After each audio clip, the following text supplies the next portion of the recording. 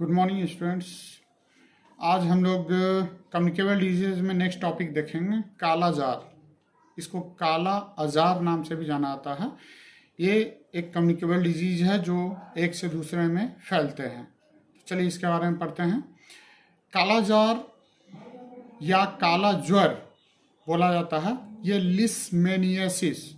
लिस्मेनियासिस का सबसे गंभीर रूप है और उचित निदान और उपचार के बिना मृत्यु की संभावना को बहुत बढ़ा देता है। यह रोग दुनिया में दूसरी सबसे ज़्यादा परजीवी से होने वाली मृत्यु का कारण है, मलेरिया के बाद, जो कि प्रति वर्ष करीब 2 लाख से 4 लाख संक्रमण के लिए जिम्मेदार होते हैं। तो इसमें यह एक धीमी गति से बढ़ने वाला एक स्थानीय या देसी रोग है जो कि लिस्मेनिया जाति के प्रोटोजोअल परजीवी के कारण होता है। परजीवी मुख्य रूप से प्रतिरक्षा प्रणाली इम्यून सिस्टम को संक्रमित करता है और अस्थि मज्जा बोन मैरो जो कि हमारे रेड ब्लड सेल्स आरबीसी को उत्पादन में बहुत ज़्यादा सहायक होते हैं। बोन मैरो बोन के बीच में होते हैं। प्लीहा स्प्लीन जिसको बोला जाता है, जो कि आरबीसी को 120 डेज के बाद किल करने में सहायक होता है, उसका लाइफ साइकिल, ताकि हम लोग को नया आरबीसी शरीर में नया रेड ब्लड सेल तैयार हो सके। और लीवर में अधिक मात्रा में पाया जा सकता है। लीवर यानी कि लीवर तो समझते ही हैं, फेफड़ा सांस लेने वाला होता है। लीवर जो है लीवर जिसमें से आपको बाइल पिगमेंट का रिसाव होता है, जो कि हमारे फैटी एसिड्स को डाइल्यूट करने में या ब्रेक डाउन करने में बहुत मदद करते हैं। इसके मुख्य लक्षणों में बुखार, वजन घटना, थकान, एनीमिया और लीवर व प्लीहा की सूजन। लीवर में भी सूजन होगा, प्लीहा यानी कि स्प्लीन में सूजन होगा। काला जार से बचाव के लिए कोई वैक्सीन उपलब्ध नहीं है। हालांकि समय रहते अगर उपचार किया जाए तो रोगी ठीक हो सकता है। काला जार के इलाज के लिए दवा आसानी से उपलब्ध होती है। विश्व स्वास्थ्य संगठन के अनुसार से जैसे कि HIV फैलता है, समस्या ये उभरती है, वैसे ही आपको काला जार भी एक चिंता का विषय है। अगर हम लोग इसके बारे में आगे देखें लक्षण के बारे में, तो आवर्ती बुखार रुक कर आना, यानी कि फीवर जो है धीरे धीरे आएगा। अक्सर दोहरा जाने वाला बुखार है, मतलब दोबारा भी आते रहेगा। इसमें बुखार के घरेलू उपचार आप कर सकते हैं। नेक्स्ट है इसमें भूख में कमी और लगातार वजन कम होते जाएगा। तीसरा है दुर्बलता यानी कि आपका शरीर जो है ताकत विहीन होते चला जाएगा। नेक्स्ट है आपको स्प्लेनोमेगैली, प्लीहा का तेजी से बढ़ता है, आमतौर पर नरम हो जाता है। नेक्स्ट है आपको 5वां यकृत, लीवर भी बढ़ने लगता है। लीवर का साइज जो है वो आपको बढ़ने लगेगा, पर प्लीहा के मुकाबले कम होता है। लिम्फेडेनोपैथी, यह भारत में बहुत आम नहीं है, मतलब उतना ज़्यादा होता नहीं है लेकिन होता है। त्वचा जो है शुष्क, पतली और स्केल जैसी हो जाती है। स्केल यानी कि हल्का टाइट हो जाएगा, पतली होगी, बहुत पतली चमड़ी होगी। त्वचा के बाल कम हो सकते हैं, जो कि रोएं जो शरीर पे होते हैं वो धीरे धीरे कम होने लगते हैं।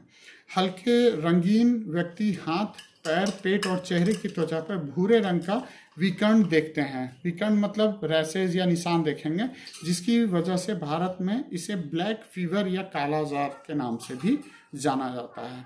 नेक्स्ट है आपको लास्ट एनीमिया।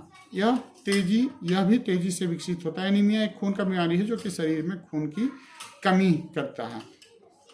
नेक्स्ट इसके कारण यानी कि कॉजेज अगर देखें तो ये काला जार जो है मादा फ्लेबोटोमिन,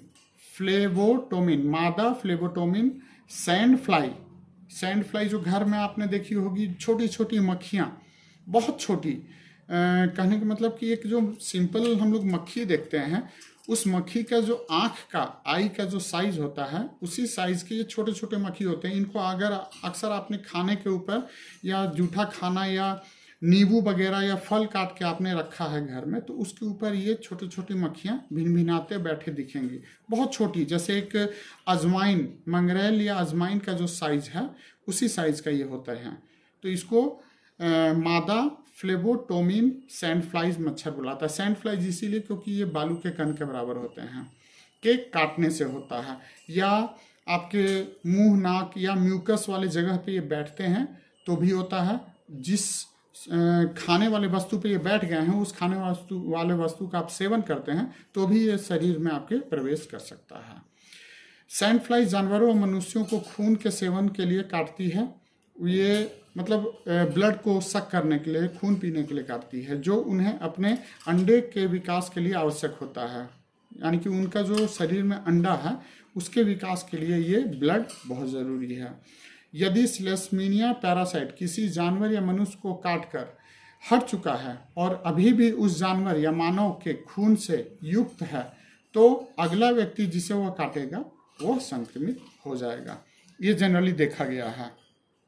इस प्रारंभिक संक्रमण के बाद के महीने में यह बीमारी और अधिक गंभीर रूप ले सकती है, जिसे अंत में स्लिस्मेनियासिस या कालाजार कहा जाता है। नेक्स्ट, इसका प्रिवेंशन हम लोग देखेंगे, इससे बचाव कैसे करेंगे। कालाजार को रोकने के लिए कोई टीका उपलब्ध नहीं है। सबसे अच्छा तरीका है कि अपने आप को बड़ी मक्खी या रेत मक्खी, सैंड फ्लाइज के काटने से बचाएं। अगर ऐसी जगहों की यात्रा करते हैं जहां इस बीमारी के होने की संभावना ज़्यादा होती है, तो वहां बाहरी गतिविधियों को या सुबह शाम तक करने की कोशिश कर लें, क्योंकि इस वक्त जो है बड़ी मक्खी जो है या रेत मक्खी सक्रिय नहीं होती है। ठीक है। त्वचा को ढककर रखें, यानी पूरे कपड़े पहने, कीटनाशक का उपयोग करें, अच्छी स्क्रीनिंग वाले क्षेत्रों में रहें, बिस्तर व जाल या मच्छरदानी का उपयोग करें, यदि संभव हो तो औषधि और मेडिसिन लें। इसमें और आगे नेक्स्ट हम लोग देखते हैं उम्र। तो ये लगभग सभी उम्र को बराबर रूप से प्रभावित करती है ये बीमारी, कालाजार जिसका नाम है।